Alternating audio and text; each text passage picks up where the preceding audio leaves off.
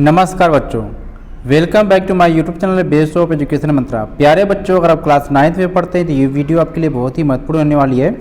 इस वीडियो में हम लेकर आए हैं ज्योग्राफी के चैप्टर नंबर 6 जिसका नाम है जनसंख्या। यानी इस चैप्टर के जितने भी मोस्ट इंपॉर्टेंट क्वेश्चन है उस सारे क्वेश्चन को हम इस वीडियो में इंक्लूड किए हैं। यानी अगर इस चैप्टर से जो भी क्वेश्चन पूछे जाएंगे तो इस वीडियो से आपके कवर हो जाएंगे।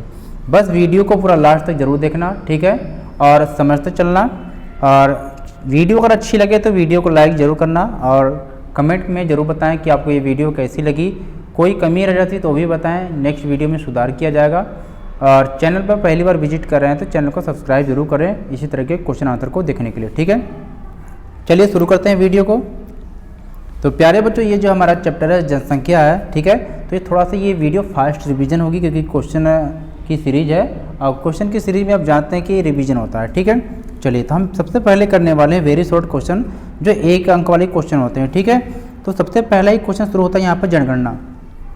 तो प्यारे बच्चों, जनगणना होता क्या है? आपने देखा है जन मतलब जनता होता है, गणना मतलब गणना करना यानी कि काउंटिंग करना, यानी कि जनता की काउंटिंग करना। आपने देखा है कि हर 10 साल में क्या है जनगणना होती थी। अभी पिछली जनगणना 2011 में हुई थी और इसके बाद जनगणना 2021 में होने वाली थी, लेकिन कोविड का समय आ गया इसलिए 2021 में जनगणना नहीं हो पाई, ठीक है। तो जनगणना से आप क्या समझते हैं? तो जनगणना होता क्या है कि एक निश्चित समय अंतराल में यानी कि प्रति 10 वर्ष में जनसंख्या की आधिकारिक जो गणना होती है इसको हम जनगणना के नाम से जानते हैं, ठीक है। चलिए, सेकेंड क्वेश्चन यहाँ पर करा है कि 2011 की जनगणना के अनुसार भारत की जनसंख्या कितनी है? तो लगभग कितनी 121 करोड़ थी, लेकिन अगर अब प्रेजेंट में अगर जनगणना की जाएगी तो ये इससे काफ़ी ज़्यादा निकल गई आगे, ठीक है। आगे देखते हैं क्वेश्चन नंबर 3 की तरफ, ठीक है। क्वेश्चन 3 का रहा है कि जनसंख्या घनत्व से आप क्या समझते हैं? यानी कि जनसंख्या घनत्व किसे कहते हैं बच्चों? तो प्रति वर्ग किलोमीटर में रहने वाले लोगों की जो कुल संख्या होती है उसको हम जनसंख्या कहते हैं। सॉरी, प्रति वर्ग किलोमीटर में रहने वाले लोगों की कुल संख्या को जनसंख्या घनत्व कहा जाता है, ठीक है। चलिए आगे चलते हैं नेक्स्ट क्वेश्चन की तरफ। क्वेश्चन नंबर 4 है बच्चों यहाँ पर कि 2011 की जनगणना के अनुसार भारत का जनसंख्या घनत्व कितना था? तो सबसे पहले हमने जनसंख्या घनत्व को समझा कि जनसंख्या घनत्व क्या कहते हैं और 2011 की जो जनगणना हुई थी उस समय जो भारत का जनसंख्या घनत्व कितना था, ठीक है। तो 382 प्रति वर्ग किलोमीटर, ठीक है। नेक्स्ट क्वेश्चन यहाँ पर है क्वेश्चन नंबर 5 पे कि जनसंख्या वृद्धि क्या है, ठीक है। जनसंख्या मानी जनता, जनसंख्या वृद्धि माने बढ़ना, ठीक है। जब किसी स्थान की जनसंख्या घटती है या बढ़ती है तो उसे जनसंख्या वृद्धि कहते हैं, ठीक है। आगे देखते हैं। अब अगला क्वेश्चन यहाँ पर दे रखा है कि लिंगानुपात क्या होता है, ठीक है। तो प्रति 1000 पुरुषों पर महिलाओं की जो संख्या होती है उसे लिंगानुपात कहते हैं। यानी कि प्रति 1000 पुरुषों के बीच में जब हम महिलाओं की संख्या देखते हैं या जितनी होती है उसे क्या करते हैं? लिंगानुपात करते हैं। तो यहाँ पर वही बताया गया है कि प्रति 1000 यानी प्रति 1000 पुरुषों पर क्या है महिलाओं की संख्या को लिंगानुपात कहते हैं, ठीक है। नेक्स्ट क्वेश्चन है कि 2011 की जनगणना के अनुसार भारत में लिंगानुपात कितना था? यानी कि 2011 की जनगणना के अनुसार भारत में लिंगानुपात कितना था? तो 943 था, ठीक है। चलिए आगे है कि भारत में किन राज्यों में लिंगानुपात सबसे अधिक और सबसे कम है? यानी कि भारत के कौन से ऐसे राज्य हैं जहाँ का लिंगानुपात सबसे ज़्यादा है और कौन सा ऐसा राज्य है जहाँ का लिंगानुपात सबसे कम है? तो जब बात की जाती है तो सबसे ज़्यादा लिंगानुपात में तो यहाँ पर केरल है, ठीक है। कितना? 1084, यानी कि पुरुषों से भी संख्या यहाँ पर सबसे अधिक है, ठीक है। यहीं पर कम की बात की जाती है तो हरियाणा है, कितनी है? लगभग 879। तो कहीं कहीं पर ये आपको जो संख्या है ऊपर नीचे देखने को मिलेगी, इसमें कोई भी कन्फ्यूजन नहीं होना चाहिए, ठीक है। चलिए नेक्स्ट क्वेश्चन यहाँ पर है कि जन्म दर से आप क्या समझते हैं या जन्म दर किससे करते हैं, ठीक है। तो एक वर्ष में प्रति 1000 व्यक्तियों में जीवित बच्चों की संख्या को हम जन्म दर कहते हैं। यानी कि प्रत्येक वर्ष में जब 1000 व्यक्तियों में जीवित बच्चों की जो संख्या बढ़ती है उसे हम क्या जन्म दर के नाम से जानते हैं। चलिए आगे चलते हैं। नेक्स्ट क्वेश्चन यहाँ पर है क्वेश्चन नंबर 10 है, ठीक है। क्वेश्चन नंबर 10 यहाँ पर है कि मृत्यु दर किसे कहते हैं, ठीक है। अभी हमने जन्म दर के बारे में पढ़ा था, जाना था, और यहाँ पर आगे हम देख रहे हैं कि मृत्यु दर किसे कहते हैं। तो इसका आंसर यहाँ पर है कि एक वर्ष में प्रति 1000 व्यक्तियों में मरने वाले लोगों की जो संख्या को हम क्या कहते हैं? मृत्यु दर कहते हैं, ठीक है। चलिए आगे देखते हैं क्वेश्चन नंबर 11 यहाँ पर साक्षर किसे कहते हैं, ठीक है। तो कोई भी व्यक्ति जिसकी आयु 7 वर्ष या उससे अधिक है तथा वह किसी एक भाषा को समझ के साथ पढ़ और लिख सकता है उसे हम साक्षर कहते हैं। ठीक है, यानी जिसे अक्षर का ज्ञान हो। ठीक इसी प्रकार 2011 की जनगणना के अनुसार सर्वाधिक और न्यूनतम जनसंख्या वाले राज्य कौन से हैं, यानी कि कहाँ की जनसंख्या सबसे ज़्यादा है और कहाँ की जनसंख्या सबसे कम है, तो हम यहाँ पर जानेंगे। ठीक है, तो यहाँ पर जब देखते हैं सबसे सर्वाधिक जनसंख्या वाला राज्य की बात करते हैं तो उत्तर प्रदेश है, लगभग जनसंख्या है 19.95 करोड़। ठीक है, वहीं पर अगर न्यूनतम जनसंख्या की बात होती है तो वो आता है आपका सिक्किम, कितनी है 6.07 लाख। ठीक है, चलिए आगे चलते हैं। अगर विश्व की बात आती है कि पूरे विश्व में सबसे ज़्यादा जनसंख्या कहाँ पर है, तो ये जनसंख्या आपकी क्या है चीन में, लेकिन अगर प्रेजेंट टाइम में अगर देखा जाए तो भारत की जनसंख्या क्या काफ़ी ज़्यादा बढ़ गई है। ठीक है, चलिए आगे देखते हैं। क्वेश्चन नंबर 13 यहाँ पर है कि भारत में विश्व की जनसंख्या का कितना प्रतिशत निवास करती है, यानी कि भारत में जो जनसंख्या है वो पूरी विश्व की जनसंख्या का कितना प्रतिशत है, तो यहाँ पर लगभग क्या है 17.5% है। ठीक है, चलिए सबसे इंपॉर्टेंट क्वेश्चन यहाँ पर है, क्वेश्चन नंबर 14 है कि भारत में जनगणना की शुरुआत कब हुई थी। देखिए क्वेश्चन दो टाइप से पूछे जाएंगे आपसे कि भारत में जनगणना की शुरुआत कब हुई थी, यानी हमने शुरू कब किया था, तो ये अलग है। और एक पूछा जाएगा कि भारत में कंप्लीट जनगणना कब हो गई थी।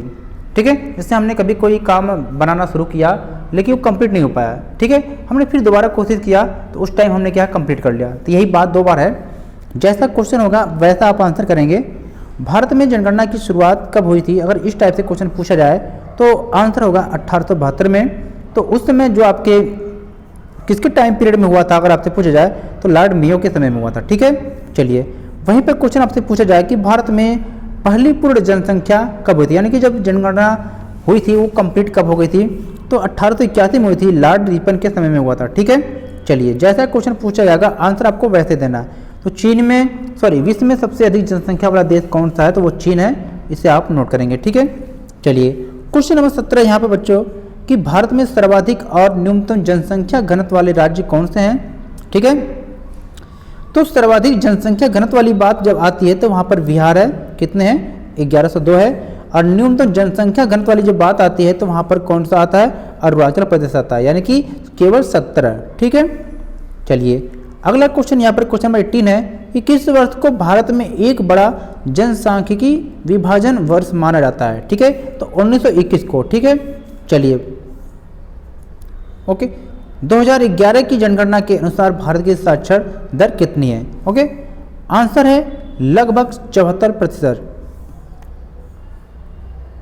नेक्स्ट क्वेश्चन है क्वेश्चन नंबर 20 कि 2011 में केरल की साक्षरता दर कितनी थी। ठीक है, तो यहाँ पर बात केरल की हो रही है, तो लगभग कितना है 93.8% थी। ठीक है, तो यहाँ पर हमने क्या है कि वेरी शॉर्ट क्वेश्चन को कंप्लीट किया है, क्योंकि इस चैप्टर से बहुत सारे क्वेश्चन बनेंगे।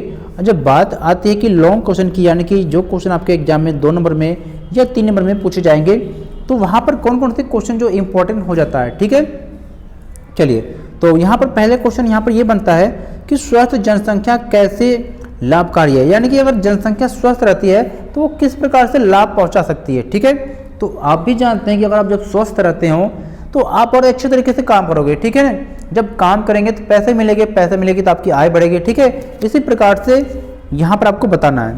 तो स्वस्थ जनसंख्या निम्न प्रकार से लाभकारी हो सकती है। जैसे यहाँ पर देखा जाए तो एक स्वस्थ व्यक्ति क्या है अधिक घंटों तक क्या कार्य कर सकता है, इससे उसकी आय में भी वृद्धि होगी। ऐसे जब आय की वृद्धि होगी तो राष्ट्रीय आय में भी वृद्धि होगी। स्वस्थ जनसंख्या उत्पादन को भी बढ़ाने में मदद कर सकती है। अगर आप स्वस्थ रहते हैं तो उत्पादन कर सकते हैं। ठीक है, अधिक सकारात्मक सोच रख सकते हैं, यानी कि स्वस्थ जनसंख्या क्या है अधिक चीज़ों को सकारात्मक सोच रखती है। ठीक है, तो नेक्स्ट क्वेश्चन देखते हैं हम यहाँ पर कि जनसंख्या को प्रभावित करने वाले मूल घटकों का वर्णन कीजिए। ठीक है, यानी जनसंख्या को प्रभावित करने वाले कौन कौन से ऐसे घटक हैं, तो यहाँ पर 3 पॉइंट यहाँ पर निकल के आता है। ठीक है, जन्म दर से भी जनसंख्या में परिवर्तन आता है। मृत्यु दर से भी जनसंख्या में परिवर्तन आता है। प्रवास यानी कहीं से आकर बस जाना। ठीक है, तो चलिए एक एक पॉइंट को देखते हैं। यहाँ पर है कि जनसंख्या को प्रभावित करने वाले कुछ मूल घटक या कारक हैं, जिसमें से पहला यहाँ पर दे रखा है कि जन्म दर। ठीक है, अब जन्म दर किस प्रकार से प्रभावित करता है, जन्म दर एक वर्ष में प्रति 1000 लोगों पर जन्म लेने वाले जीवित बच्चों की संख्या जन्म दर कहलाती है। ठीक है, अब मृत्यु दर को देखते हैं यहाँ पर।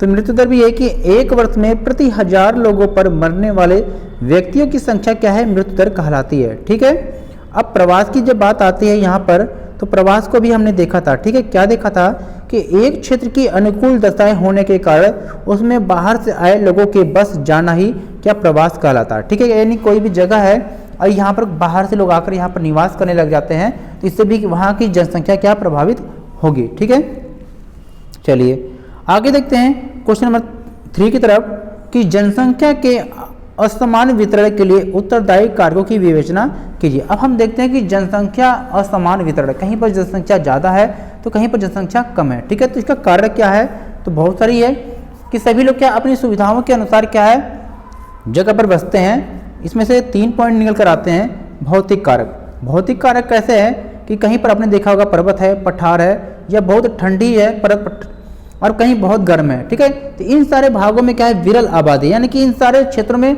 जनसंख्या कम रहती है। ठीक है, लेकिन अगर इसकी अपेक्षा इसके विपरीत देखा जाए कि जो जमीन उपजाऊ है, जहाँ पर मैदानी क्षेत्र है, वो काफ़ी घने बसे हुए। ठीक है, यानी कि पर्वत, पठार या गर्म स्थानों की जगह पर देखा जाए तो मैदानी क्षेत्रों में लोग ज़्यादा निवास करते हैं। ठीक है, वहाँ की जनसंख्या ज़्यादा रहती है। दूसरा है सांस्कृतिक कारक। क्या है, कुछ ऐसे स्थान होते हैं जो धार्मिक स्थान होते हैं या कुछ तीर्थ स्थान होते हैं, तो यहाँ पर जो यहाँ की आबादी काफ़ी घनी होती है, यहाँ पर ज़्यादा लोग बसते हैं। ठीक है, ये भी कुछ कारक है। तीसरा मानवीय कारक है। मानवीय कारक में अगर हम देखा जाए व्यवसाय के लिए क्षेत्र में, ठीक है, जनसंख्या वितरण को भी प्रभावित करता है। यानी जहाँ पर ज़्यादा रोजगार के चांसेस होते हैं तो वहाँ पर भी लोग क्या ज़्यादा घने बसे होते हैं। आपने देखा होगा कि बहुत सारे लोग क्या है कि बहुत लोग क्या करते हैं कि रोजगार की प्राप्ति के लिए गांव छोड़कर शहर में आते हैं काम करने के लिए। तो गांव में तो जहाँ से आएंगे जनसंख्या वहाँ पर घटेगी, लेकिन जहाँ पर रोजगार उनको मिल रहा है वहाँ की जनसंख्या बढ़ जाएगी। ठीक है, चलिए आगे देखते हैं क्वेश्चन नंबर 4 की तरफ कि राष्ट्रीय जनसंख्या नीति यानी NPP की मुख्य विशेषता क्या है। ठीक है, तो राष्ट्रीय जनसंख्या नीति के उद्देश्य जो है यहाँ पर हम देखते हैं। पहला पॉइंट यहाँ पर है कि 14 वर्ष की आयु तक मुफ्त और अनिवार्य स्कूली शिक्षा प्रदान करना। राष्ट्रीय जनसंख्या नीति का पहला उद्देश्य यहाँ पर है कि जो 14 वर्ष की आयु तक के बच्चे हैं इनको मुफ्त और अनिवार्य स्कूली शिक्षा प्रदान की जाए। दूसरा पॉइंट यहाँ पर निकल कर आता है कि शिशु मृत्यु दर को प्रति 1000 जीवित जन्मों पर 30 से कम करना। ठीक है, आगे देखते हैं अगला पॉइंट यहाँ पर निकल कर आया है कि लड़कियों की देरी से शादी को बढ़ावा देना। यानी कि जो आजकल आप देख रहे हैं कि लड़कियों की शादी बहुत कम एज में ही कर दी जाती है, उनके माँ बाप कर देते हैं, तो अब उनकी शादी क्या है ज़्यादा एज में करने के लिए उनको क्या प्रोत्साहन दिया जाए।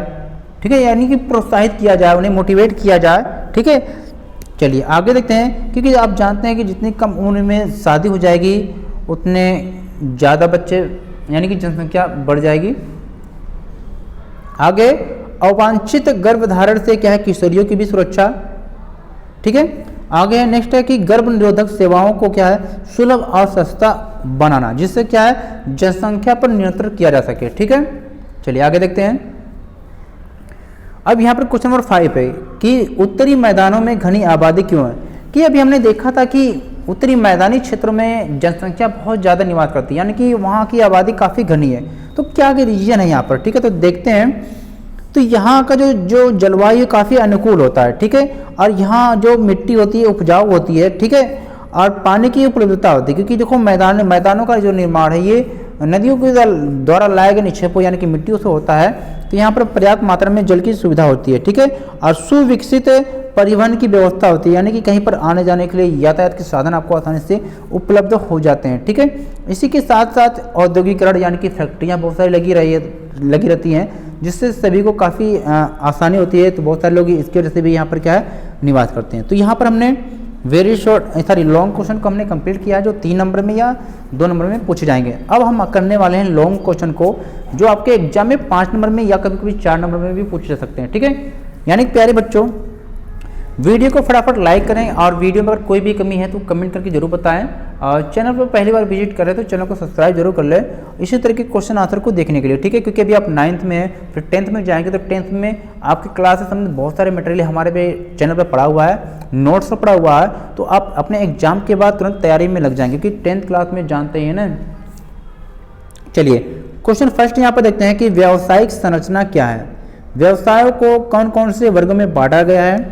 तो व्यावसायिक संरचना को देखते हैं, विभिन्न प्रकार के व्यवसाय के अनुसार जनसंख्या के वितरण को क्या है, व्यावसायिक संरचना कहा जाता है। ठीक है, अब व्यवसाय को आमतौर पर 3 वर्गों में बांटा गया है।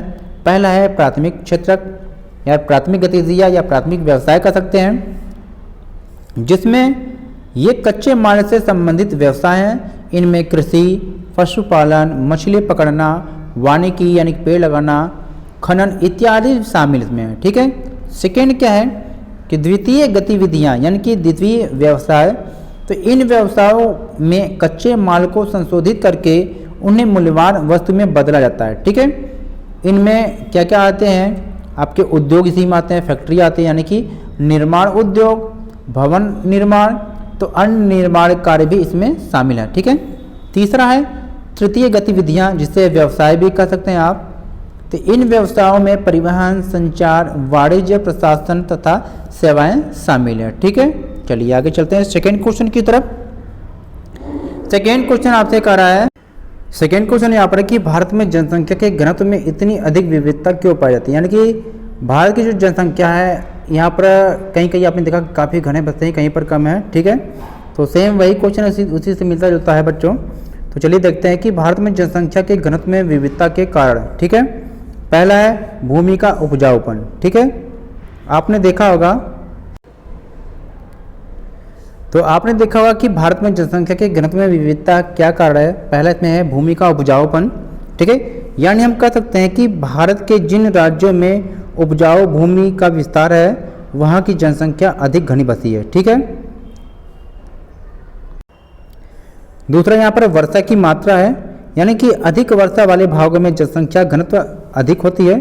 ठीक है, चलिए आगे चलते हैं। तीसरा जलवायु है, यानी कि जहाँ जलवायु स्वास्थ्य के लिए अनुकूल हो वहाँ भी जनसंख्या घनत्व काफ़ी अधिक होती है। और इसी के विपरीत अगर देखा जाए तो यहाँ की जलवायु कर लीजिए, यहाँ की जलवायु स्वास्थ्य के लिए अनुकूल नहीं है, यहाँ जनसंख्या घनत्व कम होता है। ठीक है, तीसरा है परिवहन, यानी परिवहन के साधनों की जहाँ पर सुविधा पर ज़्यादा है, जिसके कारण व्यापार हो सकता है, उससे प्रगति हो सकती है, तो वहाँ पर भी क्या है, जनसंख्या घनत्व काफ़ी अधिक होती है।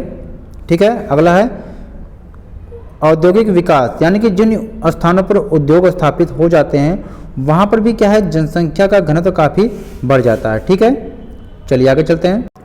क्वेश्चन नंबर 3 यहाँ पर कि आयु संरचना क्या है, आयु संरचना की कितनी श्रेणियाँ हैं यहाँ पर। ठीक है, तो चलिए देखते हैं। तो जनसंख्या की आयु संरचना एक देश में विभिन्न आयु समूहों में लोगों की संख्या को प्रदर्शित करता है। ठीक है, यानी आयु संरचना क्या है, यानी जनसंख्या की आयु संरचना एक देश में विभिन्न आयु समूहों में लोगों की संख्या को क्या करता है, प्रदर्शित करता है। ठीक है, अगला है कि आयु के आधार पर हम जनसंख्या को निम्नलिखित समूह में वर्गीकृत कर सकते हैं। ठीक है, कौन कौन से समूह हैं, 3 समूह में हम डिवाइड करते हैं। एक बच्चे, यानी कि सामान्यतः जिनकी उम्र 15 वर्ष से कम होती है। ठीक है, यह आर्थिक रूप से अनुत्पादक होते हैं, यानी ये उत्पादन नहीं कर सकते हैं, तथा इनको भोजन, वस्त्र, स्वास्थ्य संबंधी सुविधाएं उपलब्ध कराने की आवश्यकता होती है, यानी कि यह दूसरे पर आश्रित होते हैं, यानी यह कोई भी उत्पादन कार्य नहीं करते हैं और दूसरे पर आश्रित रहते हैं। ठीक है, दूसरा वर्ग है वयस्क का होता है, जो कार्यशील होता है, जिसे हम कार्यशील भी कह सकते हैं। इनकी उम्र 15 से 59 वर्ष होती है, यानी कि यह एज के वर्ग होते हैं, यानी कि ये आर्थिक गतिविधियाँ ज़्यादा करते हैं। यह आर्थिक रूप से क्या उत्पादक होते हैं और जैविक रूप से भी क्या है, प्रजननशील, यानी कि यह जनसंख्या को बढ़ाने में भी इनका रोल होता है। ठीक है, जैविक रूप से क्या प्रजननशील होते हैं। इस वर्ग में कामकाजी आबादी शामिल है, यानी कि यही एक ऐसा वर्ग है जहाँ के लोग काम करने वाले हैं, अर्थात जो कार्य करते हैं। ठीक है, तो ये दूसरा वर्ग था, काफ़ी महत्वपूर्ण वर्ग था, जिसका रोल काफ़ी ज़्यादा है। तीसरा वृद्ध लोग, जिसकी उम्र 59 से अधिक होती है, तो ये आर्थिक रूप से उत्पादन भी कर सकते हैं और अवकाश प्राप्त भी हो सकते हैं। ये स्वैच्छिक रूप से कार्य कर सकते हैं। अधिकांश लोग इस वर्ग में क्या करते हैं, ये भी आश्रित होते हैं, यानी अधिकतर इस उम्र में भी आने के बाद अधिकतर लोग क्या है, दूसरों पर आश्रित रहते हैं, यानी कि कार्य नहीं करते हैं, लेकिन कार्य कर सकते हैं। ठीक है, ऐसे नहीं कर सकते हैं। लेकिन ये अधिकतर क्या है, ये आश्रित हो जाते हैं। अब हमने इस चैप्टर के जितने भी मोस्ट इंपॉर्टेंट क्वेश्चन थे उसको हमने कंप्लीट किया है। तो प्लीज़ वीडियो को लाइक और अपने दोस्तों के साथ वीडियो को शेयर करें और कमेंट करके जरूर बताएं कि ये वीडियो आपको कैसी लगी। वीडियो में कोई कमी है तो उसे आप बताएं, अगली वीडियो में सुधार किया जाएगा। और चैनल पर पहली बार विजिट करें तो चैनल को सब्सक्राइब करके बेल आइकन को प्रेस जरूर कर ले, जिससे कोई भी वीडियो अपलोड की जाए उसकी नोटिफिकेशन आप तक सबसे पहले पहुंचे। क्योंकि अब 10th क्लास में जाएंगे बच्चों, तो 10th क्लास के मैंने सारे टॉपिक को बड़े अच्छे से कवर कर रखा है, नोट्स की तरह है। अगर आप इसकी PDF चाहते हैं तो हमारे टेलीग्राम ग्रुप को ज्वाइन जरूर करेंगे, ठीक है। लिंक डिस्क्रिप्शन बॉक्स में मिल जाएगा, यहाँ पे भी क्लिक कर लेंगे या base of education Mantra search कर लेंगे, ठीक है। और हमें इंस्टाग्राम पे भी आप फॉलो कर सकते हैं, ठीक है बच्चों। चलिए फिर मिलते हैं एक नई वीडियो के साथ, तब तक नमस्कार।